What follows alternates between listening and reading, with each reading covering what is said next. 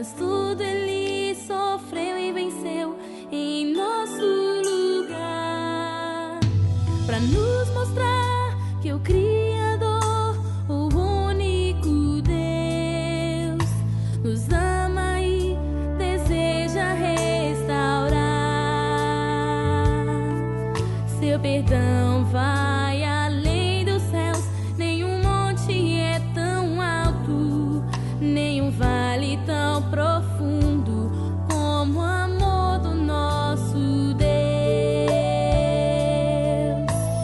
Grande, tão grande, alto, tão alto, fundo, profundo, é maior que o mundo, mas é pequeno, cabe lá dentro do coração de quem se entrega ao Salvador.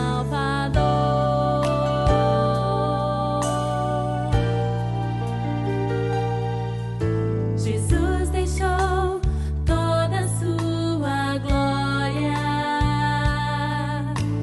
veio ao mundo como homem pra nos salvar, viveu aqui e conheceu nossas dores.